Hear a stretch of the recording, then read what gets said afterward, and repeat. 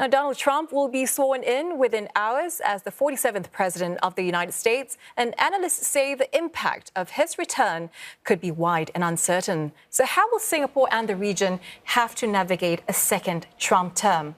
For more analysis, we're now joined by Professor Danny Quah, Ka Shing Professor in Economics and Dean of the NUS Lee Kuan Yew School of Public Policy, and Associate Professor Simon Tay, Chairman of the Singapore Institute of International Affairs.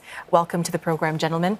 Thank you. Professor Tay, if I may start with you, would you say that having the experience of a Trump presidency before, we can better anticipate Trump's priorities and policies, which could essentially mean stronger ties under Trump 2.0? I don't think consistency has actually been Mr. Trump's strong card. And I think what's going to happen is much accelerated, rapid, and very certain push by Trump. Compared to the first Trump, he doesn't have a vice president who is from the more moderate center of the Republican Party. It's MAGA, Make America Great Again. He also is probably knows that it's his last 4 years. And within those 4 years, probably the first two are strong. The last few, because he's not getting president again, will be kind of exit.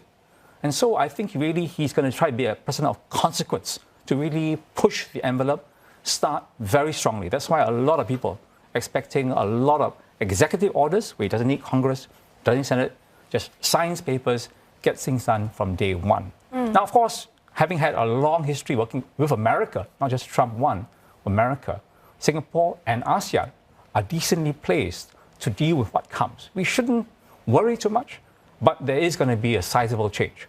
All right. In trying to push this envelope, as you mentioned, Trump says tariffs is his favorite word. Professor Quah, if I could bring you in here. We know that the world is bracing for Trump's terrorist threats and trade upheaval. And Singapore and many ASEAN countries are open export economies, and we are part of the global supply chains. So how will we be impacted by these imminent changes? Yeah, when we say trade upheavals, we think that something random is going to happen. Actually, there's a close method to this. Trump's actions here are driven by two ideas. First, that with tariffs, the other guy pays. Second, that tariffs help correct what would otherwise be a trade imbalance, that America's trading partners are running surpluses against America, and therefore they are winning. He doesn't like that other people are winning. So on this front, that Singapore runs a trade deficit against America, many view as saving Singapore from the worst of his lashing out. But the tariffs will affect everybody. They will slow economic activity worldwide, and they will slow down trade. And Singapore, like many other ASEAN nations, are big trading nations. We cannot afford a slowdown in trade that is too sustained. So this will be a big hit to prosperity and stability in this part of the world. And how do you think we'll have to navigate that then? I think that one thing we should not do is fall too easily into the trap that says that, well, the worst tariffs will affect someone else. I will take their place. The worst tariffs will affect China. I can be China's +1. Because it's very easy to work out when we play that strategy, and soon the ire of this, this policy will fall upon us as well.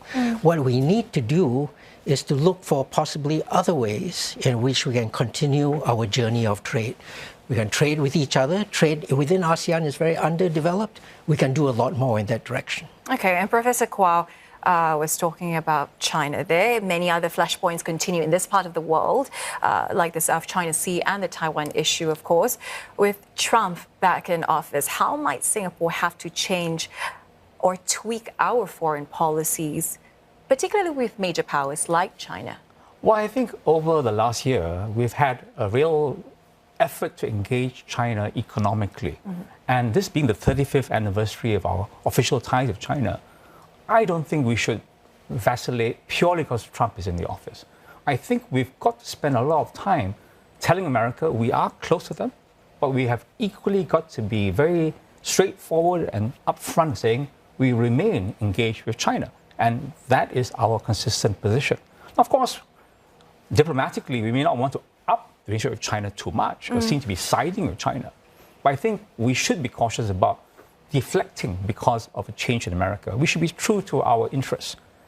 I would say one more thing about trade. I think besides our own surplus, I think we've got to make the case that it is not only China plus one and China investment in Southeast Asia.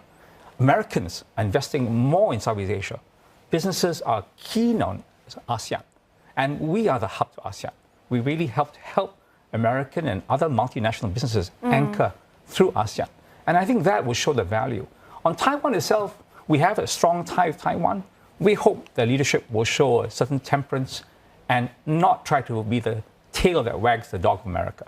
But we have seen with Trump 1.0 his absence of engagement with his ASEAN counterparts. And observers have said that Southeast Asia is unlikely to be a priority in his foreign policy agenda. Professor Quah, how do you see this playing out under Trump 2.0? And to what extent would Singapore be affected? Well, there's a constancy in this, moving from 1.0 to 2.0. That constancy is that Trump believes that America should be first in any discussion, and that his job is to make America great again. Commendations to that. Every national leader should be trying to make their nation great. No national leader should be trying to make their nation lesser than it should be. The danger here is whether the policies that he uses to make America great again harm other people or help other people become better. Previous American administrations have followed the second of these paths. They believe that by making others more prosperous, by helping others, they make themselves greater. Trump seems not to think that way. He's quite comfortable putting others down. His view towards ASEAN will be, are you a competitor with me? Are you winning the trade battle with me?